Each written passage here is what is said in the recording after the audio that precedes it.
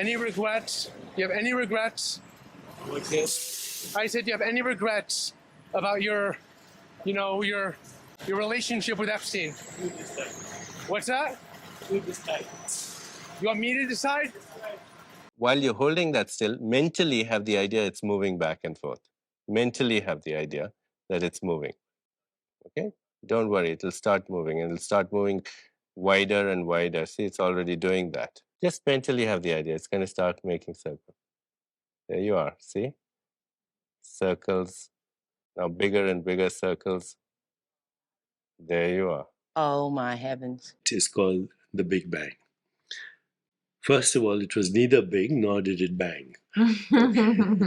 No, I'm asking you, sir. What? You give me your opinion.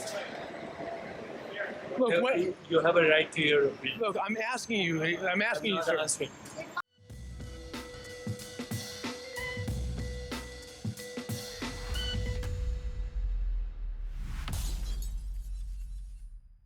Today, I want to talk about Deepak Chopra. Deepak Chopra is like a spiritual guru, you could say. He's also a businessman. He has a lot of books as well as a center and courses and app. Deepak Chopra was also very popular with celebrities, and he was on the Oprah show in the 90s, which is how he blew up. I feel like a lot of people know who Deepak Chopra is. The thing about Deepak is that he was mentioned over 3,000 times in the Epstein files. Since these emails came out, there has been fallout. He lost his job. There have been calls to boycott, like his latest book and his ventures and such. Deepak's response to all of this is to basically say that he wasn't involved in anything. And then, as I was looking into the whole thing, there are like other scandals that have nothing to do with Epstein before, during, and after. That he was involved in this like Harvard LSD study. Dude, the rabbit hole goes deep. He's very litigious. So, allegedly, I'm speculating. I have on my speculating hat, my conspiracy theorizing speculating hat. So what I am going to do is what I always do on my channel. And that is I'm going to give you guys the facts. And then we're going to discuss the theories. And then you can decide for yourself. So the whole thing started in 1946 in New Delhi, India, when Deepak Chopra was born. And he was born into a Punjabi Hindu family that were pretty well off. Like his father was a military doctor, British Indian Army cardiologist, and he was also a medical advisor to Lord Mountbatten. Deepak Chopra ends up following his father's footsteps and going into medicine as well. So here it says 1965, he was 17 years old. This is according to Deepak Chopra. He said, quote, "It was the talk of the town and I was privy to participation in a psychedelic experience." He said that this institute that he attended was funded by the Rockefeller Foundation, and it included a group of American professors and exchange students from Harvard University. And they were doing these studies on campus where they were giving volunteers LSD to see what would happen, like they did with MK Ultra. But now they're doing this in India at one of their universities. The research experiment was comprised of a group of medical students, half American and half Indian. And they would have them all under the influence of LSD and asked to view a poster of Mother Teresa. Deepak Chopra says he took the acid, he sat in front of the picture of Mother Teresa, and this is what he said happened. He said, "In the news there was this myth, or maybe it was true, that Mother Teresa was licking the wounds of children with leprosy and they were being healed." This is what he told Forbes magazine. He said, "I was very curious about that. So we took this LSD together, the professor and medical students, and we were asked to look at the poster. And I have never felt such a deep empathy and compassion as I felt then. I was crying. I just wanted to leave medical school and become a volunteer for Mother Teresa. It influenced the whole trajectory of my life because, medicine is not just about treating people, it's about healing suffering." He said, "I was filled with a deep, deep compassion and desire to alleviate suffering, which never left me, by the way," he said. In 1969, he graduates from medical school, and then in 1970, he wants to come to the United States to work, but there was this ban. The Indian government was banning doctors from doing that, and so he finds a way to circumvent that by going to actually Sri Lanka and sits for US licensing exams there, and then only takes $25 with him to go to the United States with his wife, which he married Rita Chopra in India. And then he takes this clinical internship in New Jersey that was only paying like $200 a month. So that was how he was able to bypass that ban and get to the United States. Now he's in the United States. He gets licensed in Massachusetts in 1973, and he's board certified in internal medicine and endocrinology. He ends up teaching at Tufts University, Boston University, and Harvard Medical School, the same university that did that experiment with LSD. He's teaching there. Very, very successful, right? For someone who's just coming from another country.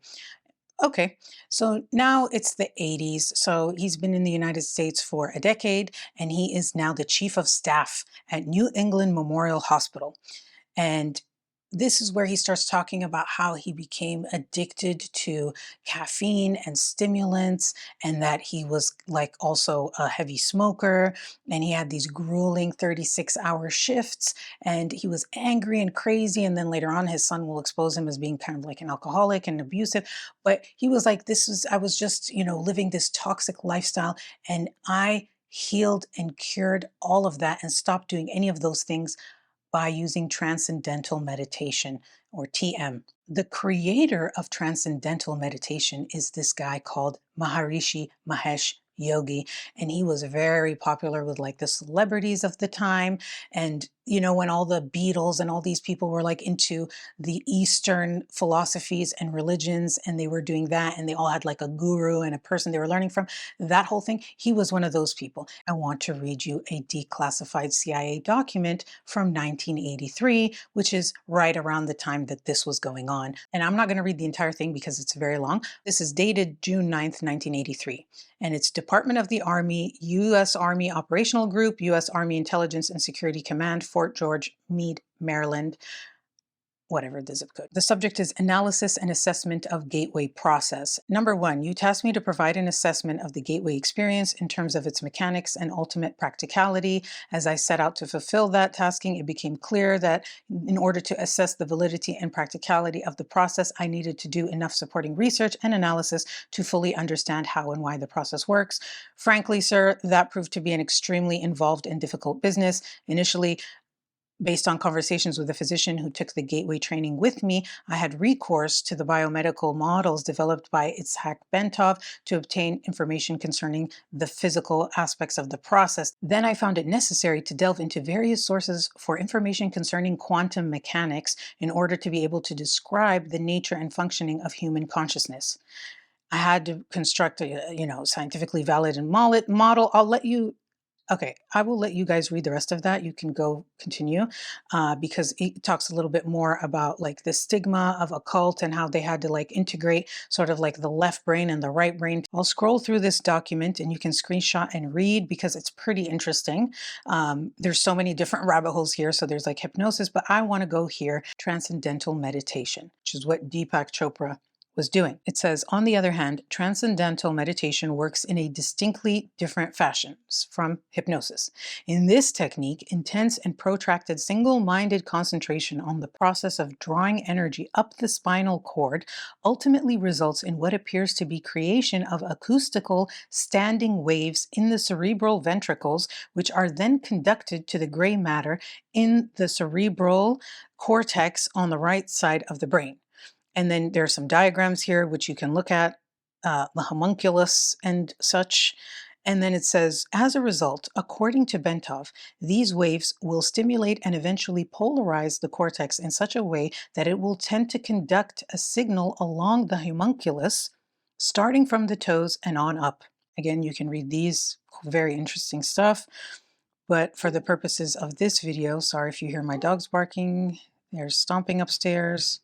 Happens every single goddamn morning, but I don't want to. Obviously, I'm not going to read all of this, but I want to read the conclusion. They say, there is a sound, rational basis in terms of physical science parameters for considering gateway to be plausible in terms of its essential objectives. Institutional insights of not only personal but of practical and professional nature would seem to be within bounds of reasonable expectations. So they're like, we can do this. This is not just woo-woo, as they say. However, a phased approach for entering the gateway experience in an accelerated mode would seem to be required if the time needed to reach advanced states of altered consciousness is to be brought within more manageable limits from the standpoint of establishing an organization-wide exploitation of gateway's potential. So what I took from this, and what the point I'm trying to make with all of this, is that it seems here that they're saying this could work, but in order for it to work, like, the people need to be primed. Meaning, if we're actually going to use this, we need to be able to accelerate when they can get to this point and achieve this level. And I just think it's very interesting when we talk about transcendental meditation and Deepak Chopra and Oprah. That rhymed. I didn't expect that, bars. When they both bring this transcendental medication thing on the map and we're pushing it so hard, and there were all these TM things, it's almost like, I have a tinfoil hat on for a reason. It's almost like they wanted a large chunk of the population to already be primed in this type of thing. And then from there, when they go to pick the people that might be the best to achieve such things, they're already pre-primed. Like, you know what I mean? But let me carry on with the facts. Okay, that's a theory. Let's get back to the facts. So that document that I just read you was in 1983. The beginning of the 80s is when Deepak Chopra gets into transcendental meditation. 1983 is when this document is written about the gateway process and transcendental meditation. In 1985 is when Deepak Chopra meets Maharishi Mahesh Yogi, who was like the creator, the godfather of transcendental meditation. So think about it. If they're writing about it and they know about it, they know about Maharishi Mahesh Yogi, the guy who created it, right? Whoever's doing this study. Now, when Deepak Chopra meets him in 1985, after this report is written where it's established that this is good, but we need, a lot of people to follow these steps and whatever. Now, all of a sudden, Deepak Chopra is meeting with Maharishi Mahesh Yogi, and they say he rises through the ranks. He becomes, quote, top prophet. He then resigns from his post in the hospital where he's like chief of staff. He resigns from that post to create the Maharishi Ayurveda Health Center in Lancaster, Massachusetts. So now he's like full on guru, and this is the mid 80s. He then becomes the spokesperson for transcendental meditation. He also has a lot of products and Ayurvedic things and centers, and is selling a lot of stuff, including like enemas, oil baths, massages, week-long programs for thousands of dollars, herbals, teas, tinctures, all that stuff. This is also when he starts getting celebrity clients, because remember, Maharishi Mahesh Yogi was big with the celebrities. And so now here comes Deepak Chopra becoming top prophet, rising up through the ranks. He's doing the same thing. Elizabeth Taylor, Michael Jackson, all these people are going to his center, doing his treatments, following his protocols, all of that. It's 1989, and there's a book that is published, and it's Quantum Healing, Exploring the Frontiers of Mind-Body Medicine. Quantum healing. And remember, gateway stuff was also talking about like quantum. All of this shit is very quantum physics and stuff. That's even now, he's still like, this is a big part of what he talks about. And in this, they talk about how the mind can correct illnesses, I want to say ailments and illnesses in the body, and some controversial stuff. Like he's basically like, you can cure AIDS with your mind, and basically the placebo effect, but on steroids, essentially. And who knows, maybe that's something achievable, but you'll see that a lot of these fatal illnesses, he would say you could cure using his techniques, and he even got a wrongful death lawsuit against him for someone who died. But I'm getting ahead of myself. Okay, so 1989, when this book is published, is also when Maharishi Mahesh Yoga gives him this title of Dhanvantari, of heaven and earth, which is Hindu god of medicine. And also he gave him the title Lord of Immortality. And then in 1999, we have his first scandal with the Journal of the American Medical Association, where Deepak Chopra co-authored this article where he's talking about like the benefits of these Ayurvedic products without disclosing that he had a direct financial stake in those very products that he was promoting and saying were good. And so it didn't meet the rigorous standards that they have of like ethics. The journal, they actually like publicly renounced him and were like, he had a stake in it. We didn't know. We don't think this is, legit anymore. And this is when he ends up making a shift to much more new age stuff and less like traditional medical stuff. He was doing this sort of integrative approach at first, but now that he's kind of lost some credibility or a lot of credibility, he goes full new age, which is going to have like less regulations, less rigorous, standards and guidelines for which he has to follow. Also in 1991, he has another scandal, and this time it's the Boston Globe reporting that he plagiarized huge portions of his first book that was super successful. And they say that he literally, quote, lifted passages from other sources without credit. This is where there's this sort of beef that starts to emerge between Deepak and Maharishi, because apparently this bad publicity and all this stuff, or was it, the competition and whatever, for whatever reason, Maharishi did not want Deepak Chopra to continue writing books and promoting products and stuff like that. Instead of Deepak Chopra listening to Maharishi Yoga, he's like, okay, well, I'm just going to leave then. And so he not only leaves, but he starts saying publicly later on that like this is very cultish and it's a cult and that's why he left and all these bad things. They end up like banning his books, removing his books and products from the shelves. And Deepak Chopra ends up leaving the East Coast and goes to California. And this is when he gets on the Oprah show. You say one of the things that you should do is never eat with people you don't like. Because your state of awareness will influence how your food is metabolized. See, your state of mind can convert nectar into poison and the other way around too. And this is where it explodes. He has like authored over 90 books. He, like a decade ago, his net worth was valued at like over $80 million. So he was like close to being a billionaire. Who knows what his net worth is now, if he got there or if with this backlash he lost some money. I don't know. But in any case, he becomes like this new age Ayurvedic / meditation, like quantum transcendental meditation guru. Okay, if that makes any sense. 3 years after the Oprah show in 1996 is when he gets his first sex scandal. Keep in mind that he is married, right? He's a spiritual guru, all of this. And the Weekly Standard publishes a cover story about Deepak Chopra saying that he hired a prostitute. Deepak Chopra retaliates by countersuing for a lot of money. And this is where you start to see the reputation he gets, where they say, don't mess with Deepak. In this article, they said that in 1991, he hired this prostitute in San Francisco, they said 3 times, and that he paid via credit card. And that's how they have like the evidence of it. He sued them for $35 million for libel. He said that suing the magazine was an act of love to help them reach a higher level of awareness. And they end up settling out of court for $1.6 million. And they had to like publish an apology. A year later, in 1997, there is another allegation. And this time he's being accused of sexual harassment. And this is by a former employee named Judith Geogagan. Deepak Chopra came out and he said, this is like a shakedown. They're just trying to take advantage of the situation. And that lawsuit also got dismissed. We don't know if there was a settlement or what happened there, but that went away. Okay, this is like a really common pattern that you see with these people who like go for decades in the public eye and they have accusations from the very beginning and they're able to just like settle. And then all of a sudden some shit goes down and it's undeniable at the very end of their career. It's like, talk about history repeating itself. So there's more stuff. So also in these harassment lawsuits, there was all this talk from his employees basically saying that he had multiple affairs and mistresses throughout his marriage, that the clients that would come to his wellness center, he would like sleep with them.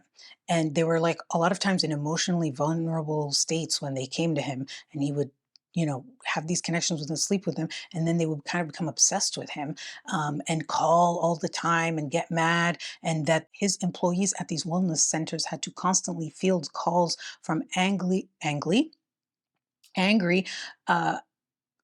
customers or clients that he slept with allegedly, and they felt like he was like kind of like dismissing them afterwards. And there were more lawsuits. Deepak would constantly countersue. So he didn't always win, but a lot of times the pressure from the countersuit would cause them to just settle with him, and he would just basically allegedly pay them off. Remember the wrongful death thing that I mentioned to you? Okay, this is when it happens. It happens in the 2000s. The family of a leukemia patient who died because they stopped going to traditional medical treatment and instead were doing Deepak's protocol, and ended up dying. Deepak Chopra, as usual, is constantly countersuing, pushing back hard, and this is where he gets that reputation of don't mess with Deepak. Well, guess who messed with Deepak? His own son. In this article that his son wrote in 2009, he described his father as, quote, a physically abusive, self-obsessed, substance-abusing asshole,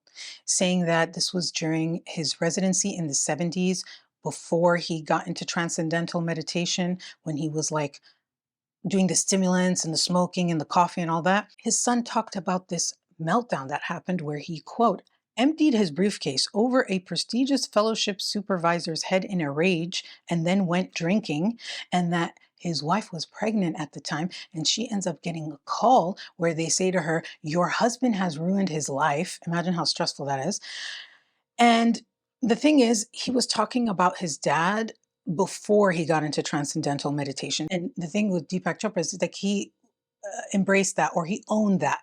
He was like, yeah, I've told you guys that. Like, yes, I was this person, and this is why transcendental meditation is so amazing. This is why you should buy my book and use my products, because look, I was an asshole, and now I'm this amazing guru person who doesn't do any of these things. He's also tied up in a lot of these like shady business things, like, and it keeps happening. So there was this MLM scandal that was also in 2009, by the way, with this Zri miracle juice thing that was some sort of miracle juice, I guess, nutritional supplement that he was promoting that ended up being connected to an MLM. Also, he uses a lot of like the quantum physics and stuff, and the actual scientists who know about it and who like actually study it, they say that what he does is, quote, quantum babble, and they say that he exploits people who are interested in quantum physics but don't actually know a lot about it, and he takes advantage of them by using this quote unquote quantum babble to like sell them things and pitch them stuff,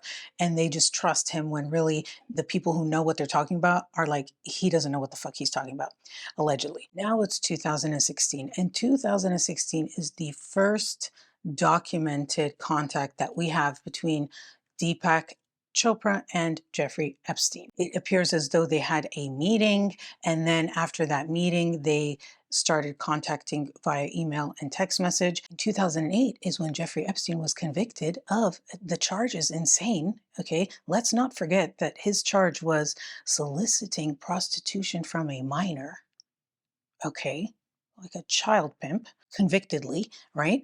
And he was a registered offender, and this is after the fact. Okay, so I guess somehow he redeemed himself, or they don't care about that, or they don't think that that's a crime.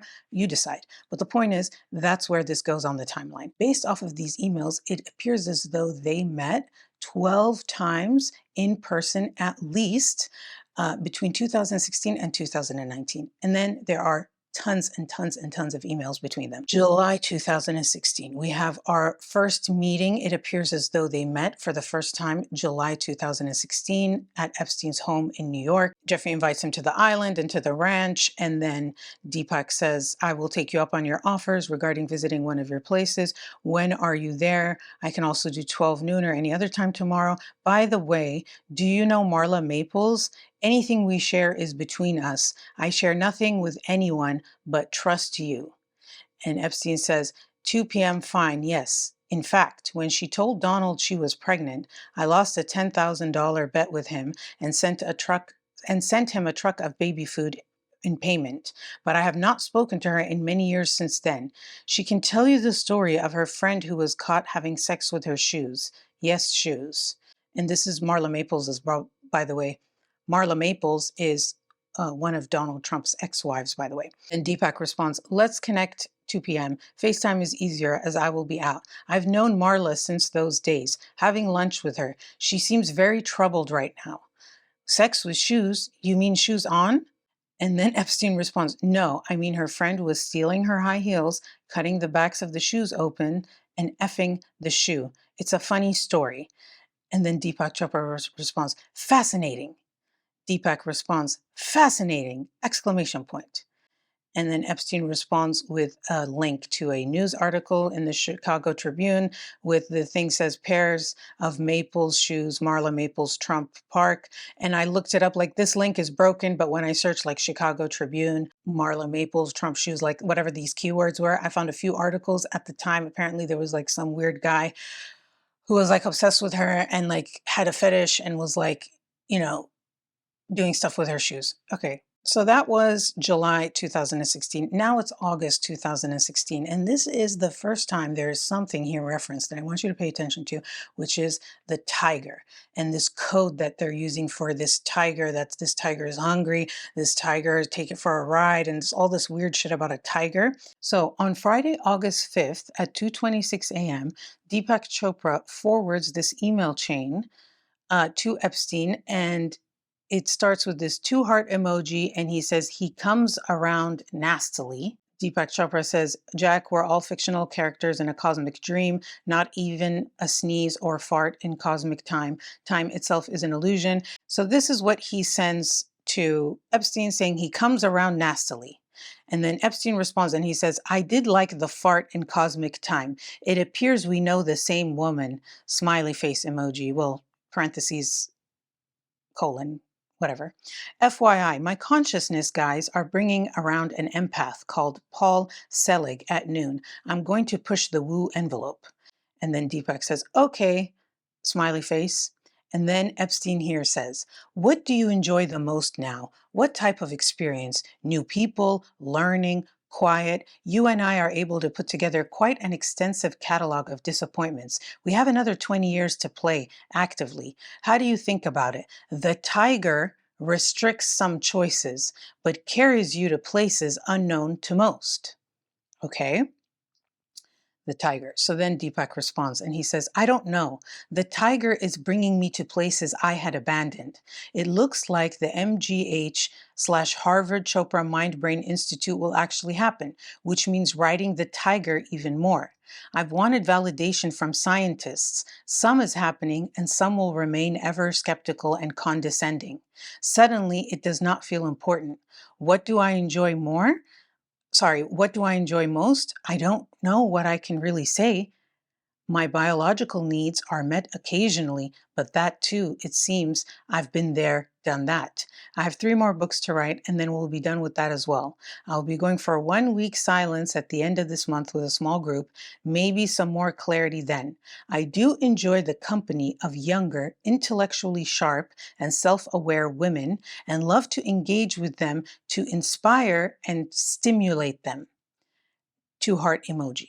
And then Epstein responds, the hunt. So here I'm seeing the tiger thing and I'm thinking, okay, nothing. This tiger could be, I don't know, his inner desire, this fire within him, his like spirit animal. I don't know. Like at this point, it could be a spirit animal.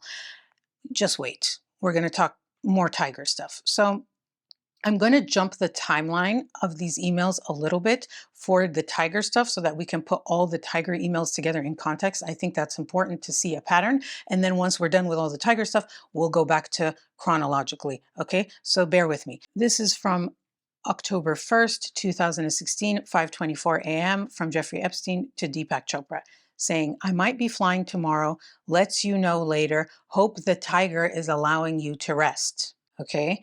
And then Deepak responds and says, flying to Chicago today. Tomorrow is good for me. All good. And then Jeffrey says, hope you get time to relax.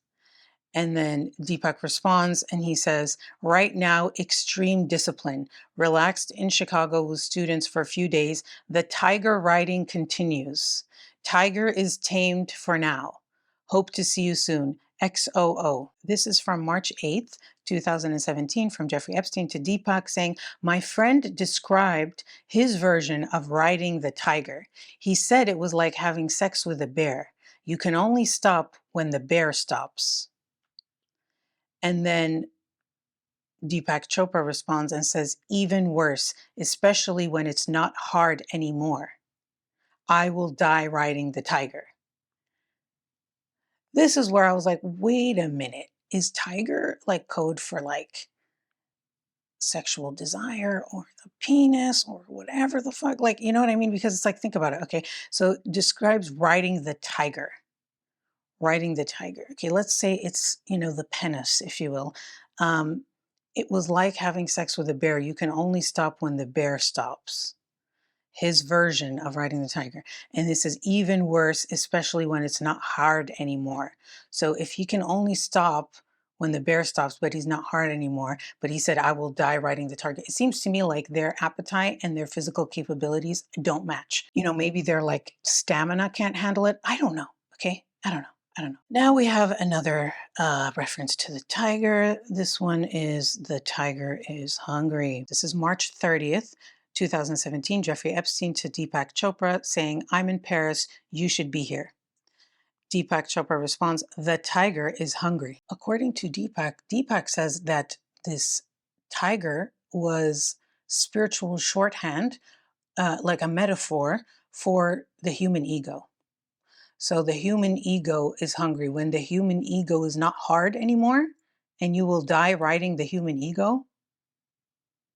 You know what I mean? Like, that's what I did. I was like putting in different things in the context and trying to figure out what it means. And to me, the tiger, the one that made sense the most for me is like the penis, or like sexual appetite. Like that's what the tiger being hungry, or the tiger is like this sort of like beast within him that needs to be fed, But also there's like talk about biological age and things like that. And so it's very much giving, physical body part. And we know that there's a certain body part amongst men that doesn't function as well as they age. So, you know what I mean? I think it's his penis, but allegedly. Regarding this tiger thing, there are also references to predator, prey, the hunt, and then, hunger, which could be like sexual appetite. But I want to talk about this predator prey thing, because there is, in the first email I read you about the tiger, when he mentions it, it ends with Jeffrey Epstein saying, the hunt. Okay, like the tiger is hunting their prey. And I would like to read this to you, because here Epstein is saying, I liked watching you zero in on your prey, made me smile. In the exchange, you see that Deepak thing is redacted. However, I did find a another document in there, and this one, Deepak's name is not redacted. And it's the same text message, it's the same time, iMessage. And so from that, we can deduce that that exchange was involving Deepak, where he said, I'm not a predator, just a lover, in response to Epstein saying, I liked watching you zero in on your prey, made me smile. You know what I'm trying to say? Those are the facts regarding the tiger stuff. Now let's go back to the timeline, because the first email, remember, was in July of 2016, and they're talking about Marla Maples. And now it's September 2016. We've got Jeffrey Epstein writing to Deepak saying, a bunch of different things, but among them is Ehud Barak, former defense minister and prime minister of Israel, are both in Aspen with you, as well as Joy Ito, the head of the MIT Media Lab. I have sent them notes that you are one of the family. They will find you if you don't find them first. So he's now introducing Deepak Chopra to Ehud Barak and saying, you are one of the family. So here we have November 10th, 2016. So the election has happened. Donald Trump has won the election. And Jeffrey Epstein sends a link from the Daily Mail to Deepak Chopra. And the thing here says, troubled woman, history, drug use, claimed assaulted Donald Trump, Jeffrey Epstein, sex party, age 13, fabricated story. So sends this link to Deepak, and then Deepak responds and says, did she also drop civil case against you? And Epstein responds, yep. And Deepak says, good. See you this Saturday, 2:30? Epstein responds, great. How unlucky are all these people? Like, I don't know. Do you know any other group of people where they all have like lawsuits and allegations against them that they have done things inappropriate like that. Here's another email exchange from December 2016, which I found interesting because there's a YouTube video accompanying it that is linked here of him talking with actress Kate Foster, and he's describing her as innocent and smart at the same time. And then Epstein responds like secondary to cute. And when you look at the video, I don't know, it seems like the way he's looking at her is like so weird. Here, where they send that YouTube video, and then she is good. In California, she visited for a weekend a while ago, have invited again in the future, innocent and smart at the same time. And Epstein goes secondary to cute. Now it's 2017, and this is where there are a lot of references to them meeting. They're meeting each other in a lot of places, in Palm Beach, in Paris, in New York City, at the Chopra Center. There is this mention, February 2017, of an overnight stay. February 11th, 2017, Jeffrey Epstein writes to Chopra saying, "Are you going to stay overnight? There are many interesting people in town. Sheikh Jabor, Qatar, Nicole Jinkerman, ... Deepak responds and says, "I could as long as I can leave 7 a.m. tomorrow as I have meetings. Is that okay?" The reason why I included this is that there is evidence that they spent time together in the physical. It wasn't just messaging. And if such things occurred, maybe potentially something of feeding the tiger, for example, or riding the tiger or something like this until it's not hard anymore, or even past that because he'll die riding the tiger. So if there were some instances, let's say, allegedly of some sort of, tiger riding, if the tiger's hungry and not tamed, or maybe they need to feed it to tame it, you see, uh, it would need to occur when they're together, right? He would need to facilitate, or maybe he could send the girls. We'll get to that because there are emails of that as well. But I just think it's interesting that he invited him to the island. He invited him to the ranch. He said, "I'm going to take you up on that." He's spending the night at his mansion. There's all these other people that are going to be there in town. And, why does he need to stay the night with him to meet these people in New York? Why can't he just stay in a hotel? Like, don't tell me they can't afford it. Maybe there's something else being offered at the home. Maybe not. I don't know. But this is circa Valentine's Day, by the way. This is February. This is the same month as this overnight stay, February 2017. And this I find very interesting because there's mention of Israel and Epstein saying that he does not like Israel at all 10 days after that overnight stay. And Deepak Chopra emails Epstein saying, "Come to Israel with us. Relax and have fun with interesting people. If you want, use a fake name. Bring your girls. It will be fun to have you. Love, Deepak Chopra." And Jeffrey responds and he goes, "Next time, I'm in Santa Fe Monday." And then Chopra says, "Okay, your girls would love it, as would you. Be well, sending love." And Epstein responds and says, "Another location. I do not like Israel." And then in all caps, "at all." There are a few things here that I find odd. First of all, the part where like your girls would like it too. Girls, right? Girls, not women, girls. And it's like, you know, you could say we're reading too much into it, but when you look at the evidence and the fact that, that's literally what was going on. The word, it doesn't seem like just, oh, we're just saying, it seems a little more literal, allegedly, given the context. Do you know what I'm saying? So we can choose to read into that or not, or you could just take it for what the fuck it is. Or not. Again, you decide. But then they use a fake name if you want. Why would he need to use a fake name in Israel? And then Epstein saying, "I do not like Israel," and then in all caps, "at all." And this is where I want to, theorize with you. And I'm curious what you guys think, because two things immediately popped in my mind. One is there like some sort of issue going on? Like, is he having a problem? Is there an issue? Or this is my even more conspiratorial theory, is he trying to throw Deepak Chopra off by pretending he doesn't like Israel when really he's like really close with them? You know what I mean? By way of deception. Find the book if you want to. It was very hard for me to find years and years and years ago. I found it and I had to pay way too much for it. And it was like a whole ass thing. Back when like Amazon was only about books, I had to get it used online. It was actually crazy. And there's like two versions. There's one version to throw people off. It's a whole thing. And it's like written by an ex-Mossad agent. It was even banned. It's called By Way of Deception. But like the point why I bring that up is by way of deception, like this whole idea of like these elaborate deceptions are like the MO of the Mossad, okay? Allegedly. So whenever it comes to like these elaborate sort of things where you're like, who would do it?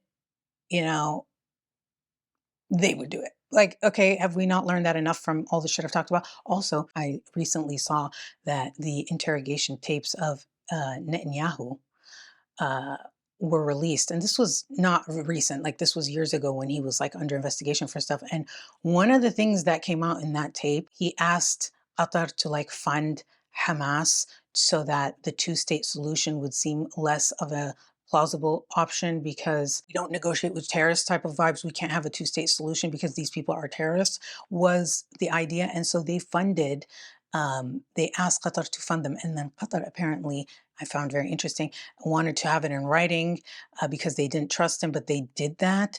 And then remember with Deepak, he's telling him, there's people I want you to meet. Sheikh Jabir from Qatar is mentioned in there. So you've got Epstein with introducing Deepak Chopra to Ehud Barak, Epstein introducing Deepak Chopra to some Qatari guy, Sheikh, so from the royal family. And now Deepak Chopra is in Israel and he's telling him we should come. And then Epstein use a fake name. And now Epstein is like, I don't want to go. Another location. I do not like Israel at all. Wonder why. February 25th, 2017. I wonder why. Trump is president at this point. They're on good terms with him. Is it because he's beefing with Trump and Trump is on good terms with them? I don't know. Like I said, I'm just speculating. That's the theories portion, but the fact remains that that's the email. Okay, let's move on. So here Deepak Chopra says, cells are human constructs. No such thing. Universe is human construct. No such thing. Cute girls are aware when they make noises. And then Epstein responds, thank God. So then Deepak responds, God is a construct. Cute girls are real. And Epstein responds and says, so when the cute girl says, oh my God, question mark? Chopra responds, yes, that's divine transcendence. And Epstein says, oh, I thought she was just referring to me. Right, because he's God. This is March 4th, 2014. And Jeffrey says, I could argue that there is no awareness or consciousness. There is only chemistry. All else, including awareness, is a construct. And then Deepak responds and says, you cannot. We'll send you my thesis to Leonard and Shermer, who are flummoxed. Ask your friend Brockman if I can write one article for Edge, please. And then Jeffrey says, it's a construct that carries an evolutionary advantage. It is not real. We will have fun. I am on strong ground. We'll ask John, smiley face. He's like, hey, get me an article in this magazine. So then Deepak Chopra says, thanks, do ask John. He can reject it after reading. My PBS show goes nationwide tomorrow. Yatu remains on the New York Times bestsellers list. I think that's his book, like something about youthful aging, something, whatever. It's one of his books, I think. So he's like saying, hey, you know, like my book is still on the bestsellers list. I'm going to be on PBS. Maybe I can get that article. Atoms, galaxies, mind, body are hallucinations that imprison humanity. We have to get rid of 200 years of human conditioning, mythical religions and religious and scientific systems of thought that have never asked what a thought is made out of. I will do an experiment when we meet. If there is no body and mind, there is no birth or death either. I have 6,000 people coming to my event in Tel Aviv tomorrow. It is an amazing culture, very smart people who have nevertheless imprisoned themselves by repeating Bronze Age stories to themselves for 2,500 years. Rumi, quote, why do you stay in prison when the door is wide open? End quote. Humanity is insane. And then Epstein responds to all of that by saying, find me a cute Israeli blonde, matter over mind.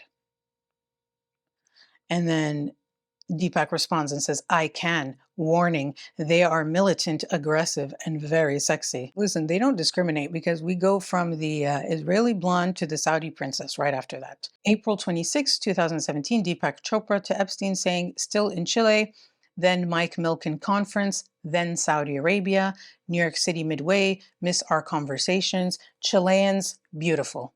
Okay, yeah, conversations that always end up about women, girls, females. Jeffrey Epstein says, why Saudi? What day will you return from Milken? So that caught his eye from everything. Why Saudi? He didn't even respond about the girls, which he usually does. He's like, whoa, why going Saudi? Huh? Whoa. So then Deepak Chopra says, going directly from Milken to Saudi. My host is Amira. You must know her. Google Amira El Tawil, please. She is now my best friend. I'm speaking to public, then university students, and meeting various people after that New York City after that New York City around after May 12th. Double heart emoji. Epstein says, she is fun. I love Saudi. Scale is amazing. You will fly LA Saudi? Question mark. And Deepak responds, yes, flying LA to Saudi. She is very sweet, like your girls. Heart eyes emoji, a very good friend now. If you Google Amira El Tawil, who they're talking about, she is actually the wife of a member of the Saudi royal family who is a very, very prominent businessman, very global. He's known a lot. She's much younger than him. She's seen as like a very progressive, very educated, a lot of like reforming Saudi Arabia for women to have more opportunities and rights and freedoms and such like that. Therefore, like such as the Iraq reference, and she does a lot of public appearances for women's empowerment and things like that. The Saudi Israeli Epstein triangle, there's something fucking there. I don't know what it is. Conspiracy theory as fuck.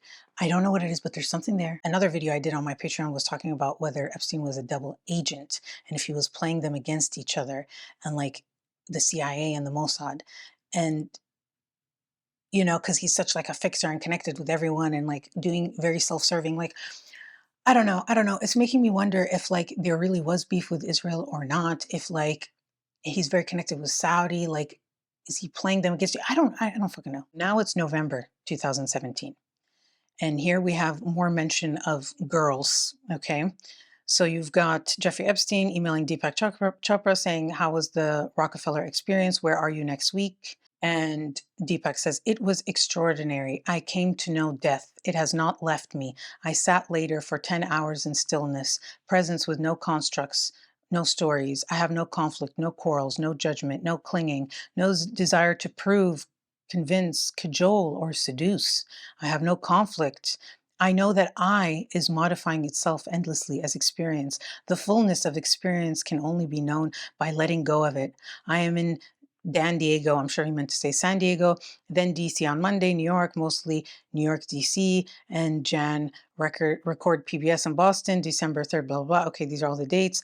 And new book in me, have a new book in me, Metahuman, the next leap in evolution, European tour in April. You should come to my 2-day workshop with your girls in Switzerland, in Zurich, small village in suburbs. Will be fun. And Epstein responds, see you in New York Wednesday, Friday. Damn, all that, and that's all he gave him. 5 days later, on November 30th, now this is from Jeffrey Epstein's assistant, saying, hello, Deepak. I know you are confirmed for 7 p.m. tonight. We are hoping you will be pleased to join Jeffrey, Woody Allen, and his wife, Sunyi, as well as Miroslav Lajčák, MFA Slovakia Foreign Minister, for dinner. They will all be here as well. Okay for you to come hungry? Question mark. Am I reading too much into it when he says like the tiger is hungry and then she's saying, okay for you to come hungry? Like, is it about food for dinner? Because like, why would you have to say to someone it's okay for you to come hungry when you're inviting them to dinner? Right? Unless hungry means something else and there's something else that's going to happen at dinner that has nothing to do with food. I don't know. Deepak responds and he goes, okay, looking forward to it. And she responds, the assistant responds, fantastic. And then Deepak Chopra says, delayed in Washington, unable to join tonight. Very sorry. And then the assistant says, oh no, what a shame. Okay, I will let Jeffrey know. Thank you and take care. This is November 29th. And Deepak Chopra says, I'm very sorry. Okay, I have a meeting in Congress, blah, blah, blah. Now Epstein responds and says, time tomorrow. Jeffrey Epstein says, Woody and group leave after 9 p.m. if you like after, question mark. And Deepak says, just seeing this, my day was crazy. Had last minute interview in Washington Post regarding insanity of world. Today in New Jersey, did you get invitations for Wall Street event on Friday? Come as my guest with anyone if easy. Love. Prayer arms. And then this is Epstein responds and says, I'm in Florida, but I would like to send 2 girls. And Deepak Chopra says, need names ASAP, we'll send directions. Now I want to talk about their last exchanges because I found this to be very actually funny. January 17th, 2019 at 9:47 p.m. Jeffrey Epstein says, you good? And Deepak responds and says, yes, where are you? I'll be in New York 10 days, leaving for Cali. Florida, any new insights? And he's saying, I'm focusing, not straining on reversal of biological age, talking more about where they're going to be, going to Dubai, Abu Dhabi, blah, blah, whatever. So they're talking about aging now. You should meet my friends in Dubai. Epstein says, nice, how are you? Deepak says, I'm good, still in India, sending love. And Epstein says, can you send it in female form? Deepak says, ha, ha, ha. And then here is where it sort of changes. Now it is March 2nd, 2019, and things are not going well for Epstein. So he sends this message to Deepak. He says, hope you are well. Another round of very bad press. Ugh. Deepak says, stay silent, meditate. I'm focusing on metahuman prayer hands. Jeffrey says, any new realizations? Deepak, yes, we are fictional characters in a collective dreamscape and want to upgrade the illusion for a more peaceful world. I'm on WhatsApp. Are you? And he goes, yes, and he gives his number. Okay. And then a few days later, a New York Times article about Jeffrey Epstein. Epstein sends this article of him in the New York Times, and the only response from Deepak Chopra is prayer hands. And then like a long time goes by, and then Epstein sends a message and says, I'm in New York Monday. If not face to face, let's Skype. I think of you often. I am aware of the toxicity of my press. And Deepak says, who is this? Oh my God. And Jeffrey Epstein goes, Jeffrey. And he goes, sorry, I am not concerned about that. I guess the toxicity. Let's connect mostly by WhatsApp.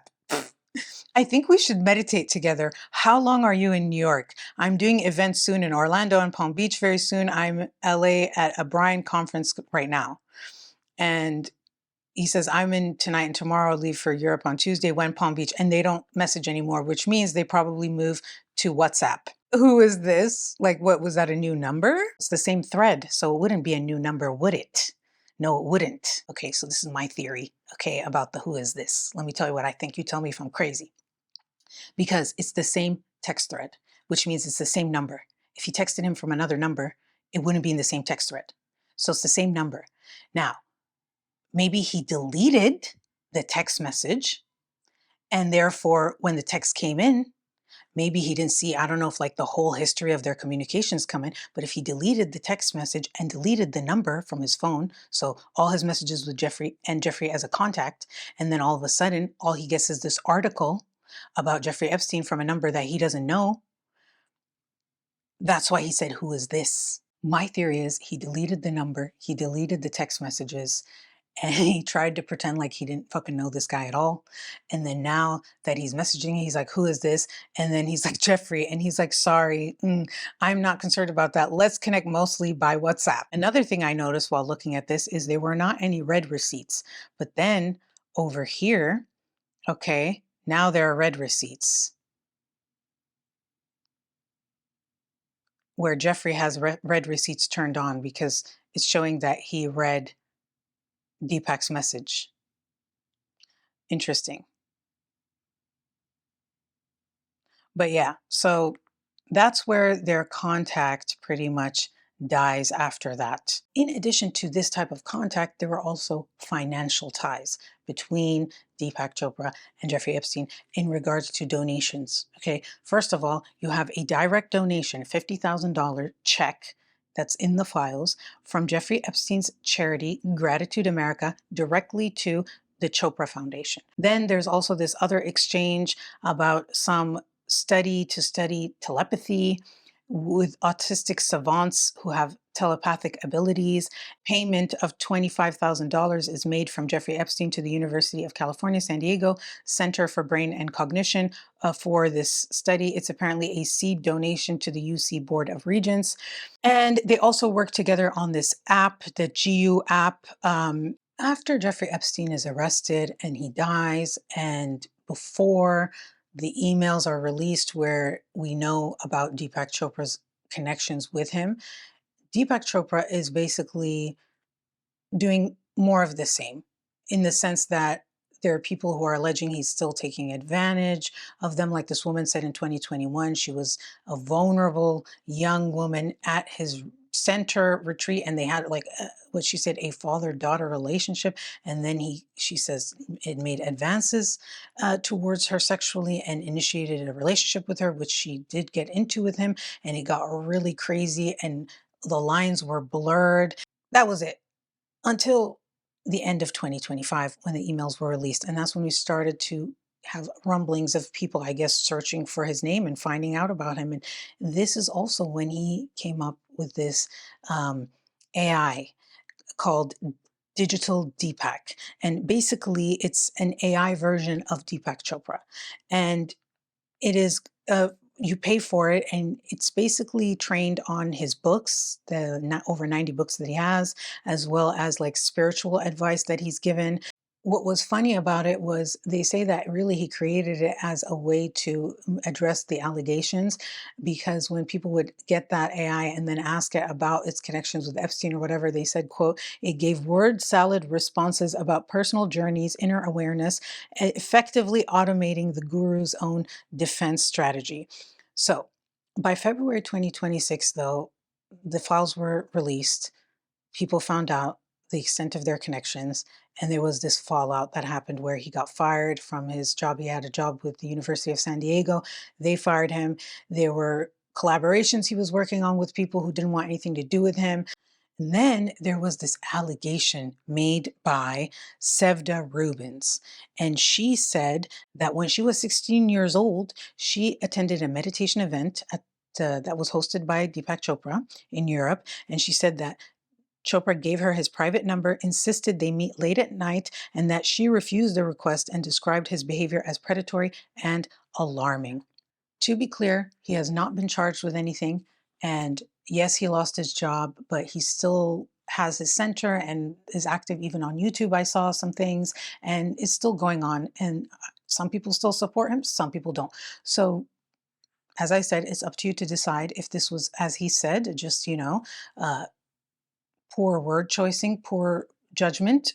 Was this just poor judgment? Is the whole tiger talk just about, the human ego? When he says girls, is he talking about adult women, or is he talking about girls? Are the allegations against him true? Is there anything to that sort of transcendental meditation, CIA, MK Ultra, LSD stuff, and the fact that he's now doing this business called Mind Med, which is combining like psychedelics with meditation? Or is it just like, it is what it is, and there's not much more to it than that? I'd love to know what you guys think. Me personally, if you ask me what I think, hey, not all the time, but most of the time, when there's smoke, there's fire. And when I read the emails, I believe, in my opinion, allegedly, my opinion, I personally, opinionatedly believe, allegedly, that he did, what's the word? Enjoy some of the services that were provided by Jeffrey Epstein, allegedly. Do I have proof of that? No. Do I believe that? Yes.